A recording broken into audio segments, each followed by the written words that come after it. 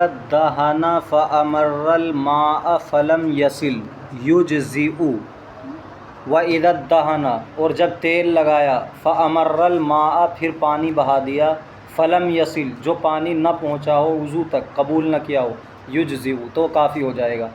مصنف علیہ الرحمہ یہاں پر یہ مسئلہ بیان فرما رہے ہیں کہ اگر بدن کے اوپر تیل لگا ہوا ہے، بدن کے کسی حصے پر تیل لگا ہوا ہے، پھر غسل کے اندر ہم اس بدن کے حصے کو دھو رہے ہیں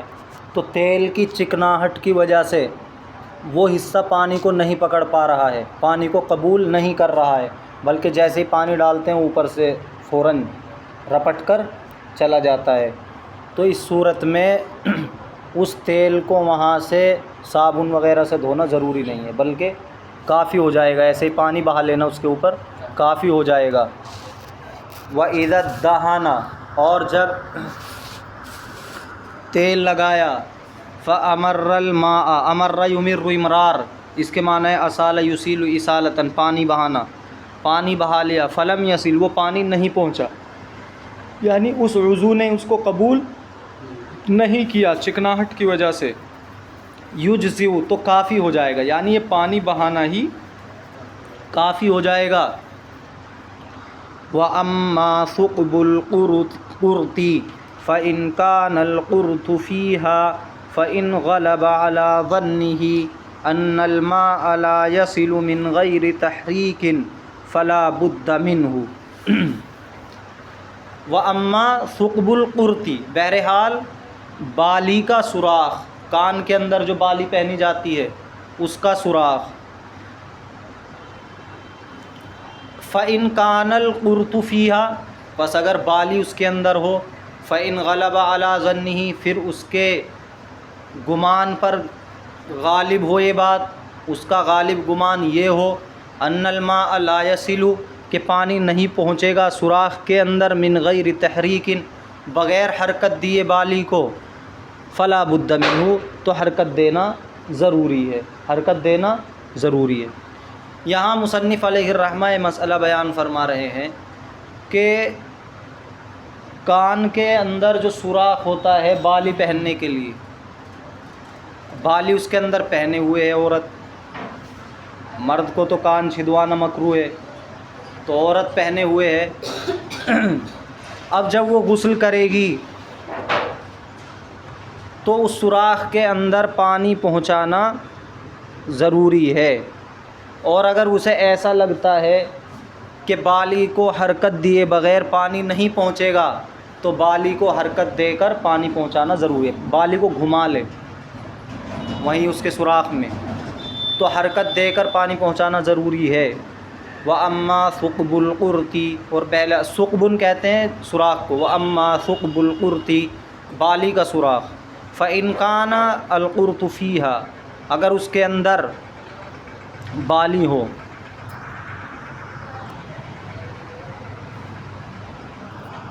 فَإِنْ غَلَبَ عَلَى ظَنِّهِ پھر اس کا غالب گمان یہ ہو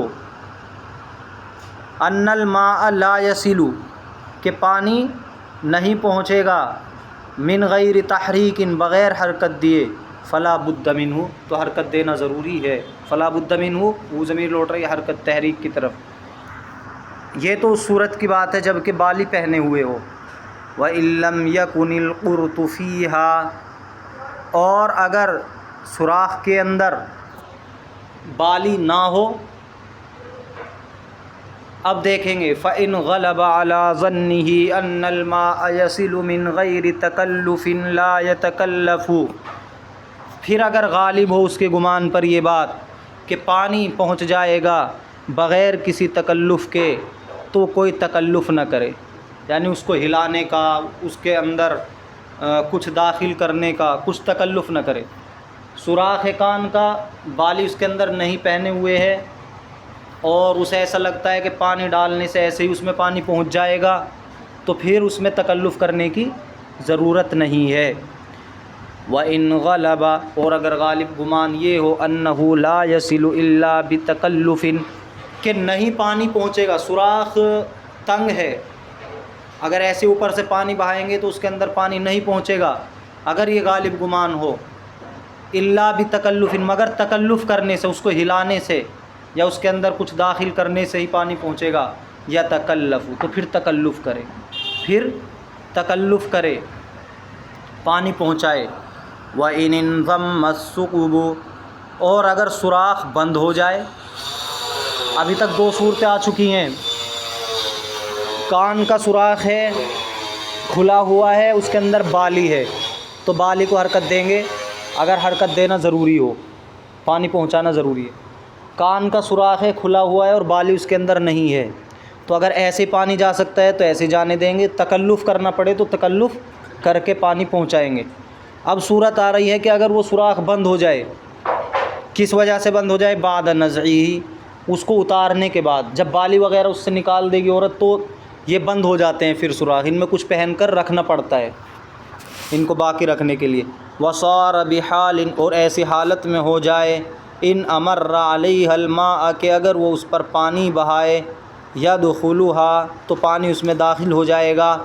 وان غفل لا یدخلھا، اور اگر وہ غفلت برتے تو پانی داخل نہیں ہوگا، امر الماء، تو پانی بہائے، ولا یتکلف،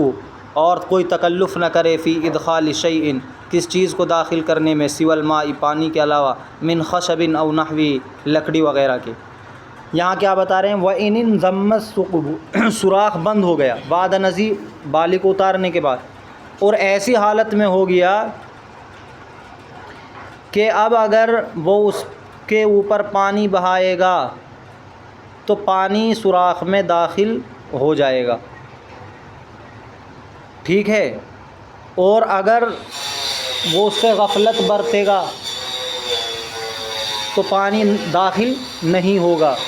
تو اس صورت میں پانی بہایا جائے گا، سوراخ کے اوپر پانی ڈالا جائے گا، ٹھیک ہے۔ غفلت برتنے ہے کہ اوپر سے ایسے ڈال لیا تو وہاں غفلت برتنے کی وجہ سے پانی نہیں پہنچ پا رہا ہے،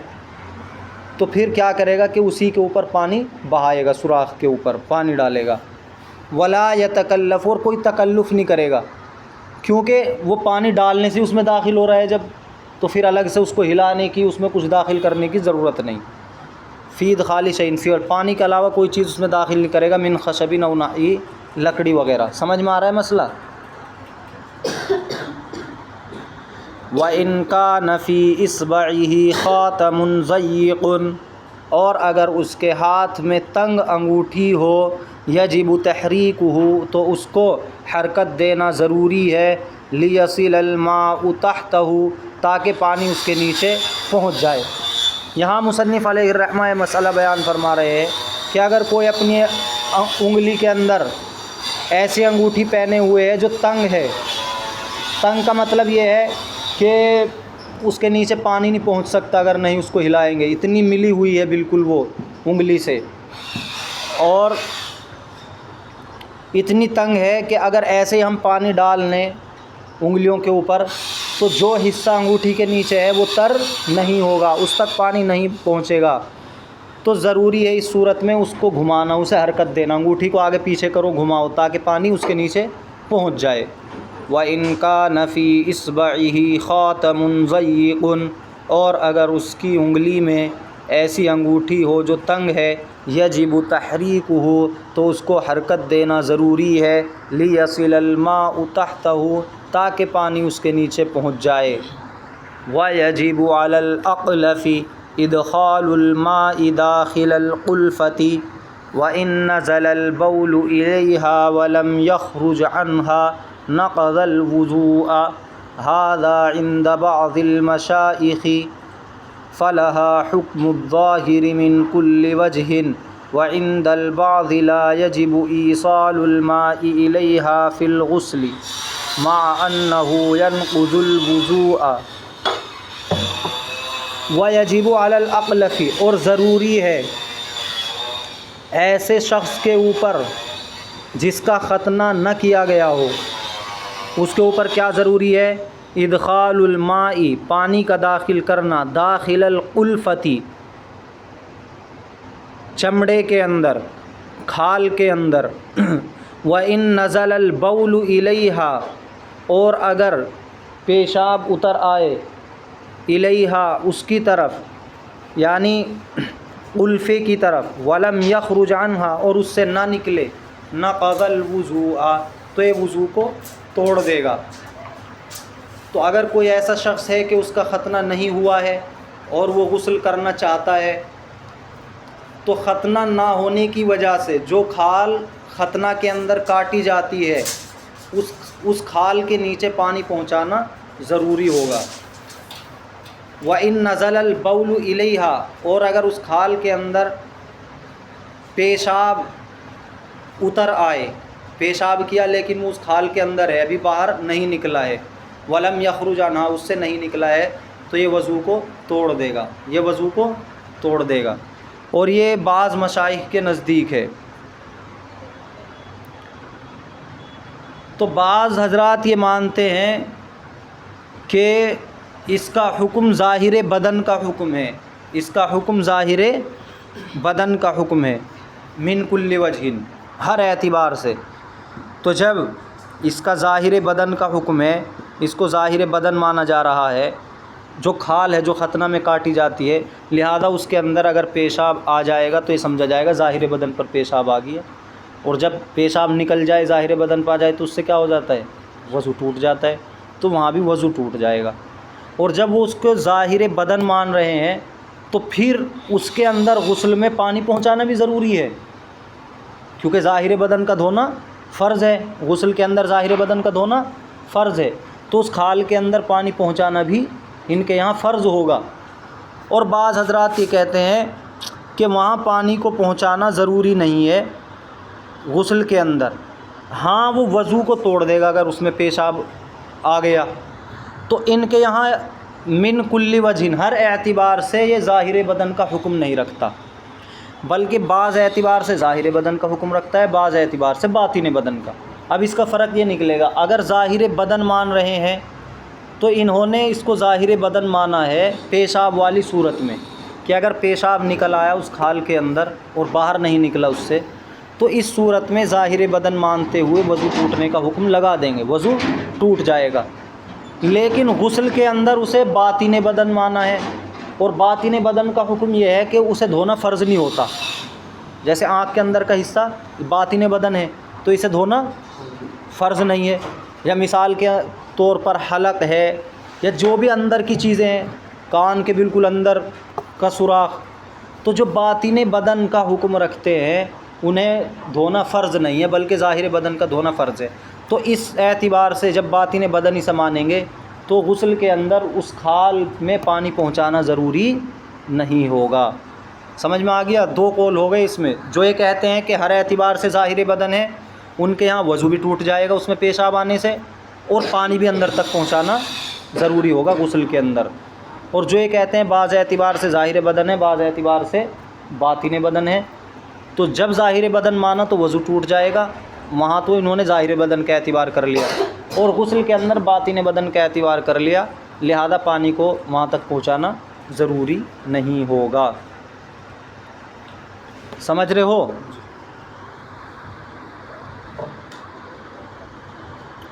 دو نمبر حاشیہ پڑھو، ھذا عند بعض المشائخ، یہ بعض مشائخ کے نزدیک، الحاصل،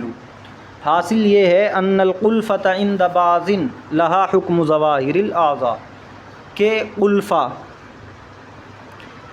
بعض کے نزدیک لہا حکم ظواہر الاعضاء، اس کے لیے ظاہر اعضاء کا حکم ہے، ظاہر اعضاء کا حکم ہے۔ سمجھ رہے ہو؟ قلفہ تو سمجھ میں آ رہا ہے، وہ کھال جو ختنہ کے اندر کاٹی جاتی ہے بچوں کی، اسے کہتے ہیں۔ تو اگر ختنہ نہ کی جائے تو وہ کھال باقی رہ جائے گی، جب وہ کھال باقی رہ جائے گی تو انسان کا جو عضو ہوتا ہے، عضو تناسل، اس کا جو آخری حصہ ہوتا ہے جسے حشفہ کہتے ہیں، وہ اس کھال کے اندر چھپا ہوا رہے گا۔ تو اسی کو بتایا جا رہا ہے یہاں پہ، قلفہ وہ کھال بعض کے نزدیک تو ظاہر اعضاء کا حکم رکھتی ہے، فیفرض غسل ما تحتہا، تو پھر فرض ہوگا اس کے نیچے کے حصے کو دھونا جب یہ ظاہر بدن ہے، وَيَنْتَقِضُ الْوُضُوءُ بِوُصُولِ الْبَوْلِ إِلَيْهَا، اور وضو بھی ٹوٹ جائے گا اس تک پیشاب کے پہنچنے سے، یہ سمجھا جائے گویا کہ باہر نکل گیا۔ وَإِن لَّمْ يَخْرُجْ مِنْ رَأْسِ الْإِحْلِيلِ، اگرچہ وہ باہر نہ نکلے۔ وعند البعض لها حکم الظاہر فی حق انتقاض الوضوء، اور بعض کے نزدیک ظاہر کا حکم ہے وضو کے ٹوٹنے کے بارے میں، وحکم الباطن فی حق وجوب غسلی، اور دھونے کے واجب ہونے کے بارے میں باطن کا حکم ہے۔ وصحح فی البدائع القول الاول، اور بدائع کے اندر پہلے قول کو صحیح قرار دیا ہے۔ واختارہ صاحب الہدایہ فی مختارات النوازل، اور اسی کو اختیار کیا ہے صاحب ہدایہ نے مختارات النوازل میں۔ وصحح فی البحر سقوط غسل ما تحت علی الحرج، اور البحر کے اندر اس کے ماتحت حصے کو دھونے کے ساقط ہونے کو صحیح قرار دیا ہے حرج کی وجہ سے۔ ولعل الحق، اور حاشیے والے مولانا عبدالحی لکھنوی فرما رہے ہیں کہ شاید حق بات یہ ہے مختارہ الشرمبلالی، جس کو شرمبلالی نے اختیار کیا ہے فی نور الازا، نور الازا کے اندر جو مسئلہ بیان کیا گیا ہے، تو حاشیے والے فرما رہے ہیں کہ وہ زیادہ صحیح ہے۔ وہ کیا ہے؟ ان امکن فسخ الالفۃ وقلبها وظہور الحشفۃ یجب حینئذ غسل ما تحتها، کہ اگر یہ بات ممکن ہو کہ کھال کو ہٹایا جا سکے، وہاں سے اس کو الٹا پلٹا جا سکے، تو اسے وہاں سے ہٹا کے پھر دھونا اس کے ماتحت حصے کو واجب ہے۔ اور اگر ایسا نہیں ہے، ایسا نہیں ہو سکتا، ممکن نہیں ہے ایسا، تو پھر دھونا ضروری نہیں ہے۔ تو یہ مسئلہ نکل کے آیا، اگر اس کھال کو وہاں سے ہٹا کے ہم دھو سکتے ہیں پھر تو دھونا ضروری ہے، اور نہیں دھو سکتے تو پھر دھونا ضروری نہیں ہے۔ رہی وضو ٹوٹنے کی بات، وہ تو دونوں کے نزدیک ٹوٹ رہا ہے۔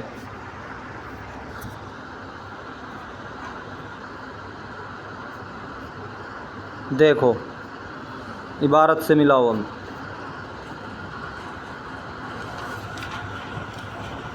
وَيَجِبُ عَلَى الْأَقْلَفِ، اور اقلف پر، غیر مختون پر، جس کی ختنہ نہ کی جائے، ضروری ہے ادخال الماء، پانی کا پہنچانا، داخل القلفۃ، قلفے کے اندر،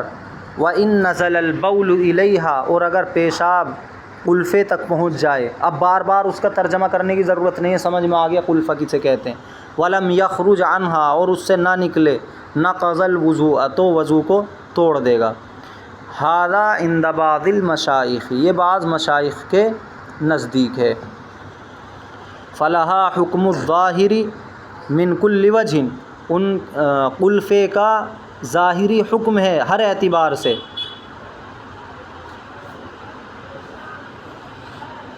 وعند البعض، اور بعض کے نزدیک ضروری نہیں ہے ایصال الماء الیہ، اس تک پانی پہنچانا، فی الغسل، غسل کے اندر، مع انہ ینتقض الوضوء، باوجود کہ وہ وضو کو توڑ دے گا۔ اذا نزل البول الیہا، جب کہ اس کی طرف پیشاب نکل آئے۔ فلہا حکم الباطن فی الغسل، تو اس کے لیے باطن کا حکم ہے غسل کے اندر، وحکم الظاہر فی انتقاض الوضوء، اور ظاہر کا حکم ہے وضو کے ٹوٹنے میں۔ لا دلقہ، بدن کا ملنا غسل کے اندر فرض نہیں ہے، بدن کا ملنا غسل کے اندر فرض نہیں ہے، پانی بہانا فرض ہے،